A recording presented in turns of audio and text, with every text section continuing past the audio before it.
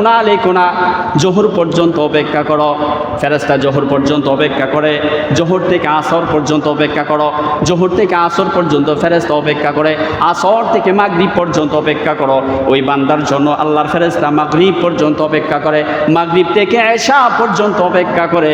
তারপরে আল্লাহ তাআলা বলেন, আমি শেষ রাত্রে আবারও আমার বান্দাকে ডাকবো, আমার বান্দা যেন মাপ চায়, তওবা করে ফিরে আসে। লেখো না, আল্লাহ তাআলা ওই সময় শেষ রাত্রিতে নিচের আসমানে আয়েশা বান্দাদেরকে বলতে থাকে, ও বান্দারা, কে তুমি গুনাহ করছো, গুনাহের বোঝা নিয়ে তুমি ঘুরছো, টেনশন করছো, আমার কাছে চাও, আমি তোমার গুনাহ মাফ করে দিব। তুমি সমস্যার মধ্যে পড়ে গেছো, আমার কাছে চাও, আমি তোমার সমস্যার সমাধান করে দিব। আল্লাহ তাআলা ডাকতে থাকে, তোমার আমল নামার ভিতরে সমস্ত আমল নামা গুনাহের দ্বারাই ভরপুর হয়ে গেছে, তারপরেও তুমি আমি রবের কাছে মাপ চাও। আমি রব তোমাকে মাফ করার জন্য নিজে জেগে জেগে তোমাকে ডাকছি। এই জন্য আল্লাহ পাক রব্বুল আলামিন বলেন, লা তাখুযুহু সিনাতুন ওয়ালা নাওম। বান্দা ঘুমাবে, ঘুমের ঘরে বান্দা থাকবে, বান্দার যাতে কোনো প্রয়োজন হইলে জাগনা হওয়ার পরে মালিককে ডাক দেওয়ার সাথে সাথে পায়। এই জন্য আল্লাহ বলেন, আমি তো ঘুমাই না, আমার ঘুমার তন্দ্রাটাও আসে না। আমরা সাধারণত ঘুম আসলে কোথাও বসে থাকলে হালকা হেলান দিয়ে হালকা চোখ লেগে আসে।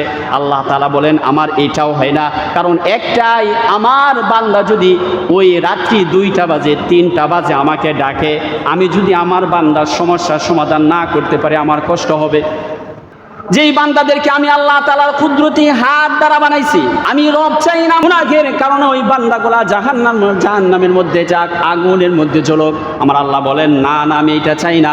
আমি চাই আমার বান্দাগুলো জাহান্নাম থেকে মুক্তি পায়া, আমি রব যে তাদের জন্য নিয়ামত রাখছি, জান্নাত রাখছি, ওই জান্নাতের মালিক যেন আমার বান্দা হয়ে যায়। এই জন্য আমি রব সারা রাত্রির ভিতরে বিন্দু 1 সেকেন্ডের জন্য ঘুমাই না।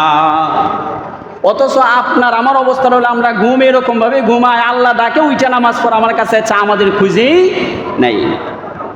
এই জন্য কবি বলেন, হার গনিদের দেনে তো তৈয়ার হ্যায়, জো না মাঙ্গে উসসে তো বেজার হ্যায়।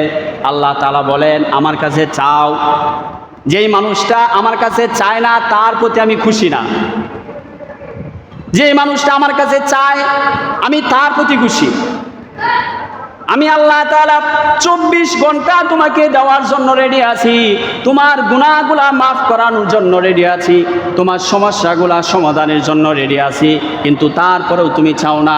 আরেক বান্দা আমল কম, কিন্তু আল্লাহ তাআলার কাছে কান্নাকাটি করে চায়। আল্লাহ বলেন, ওই বান্দাটাকে আমি আল্লাহ তাআলা বেশি পছন্দ করি।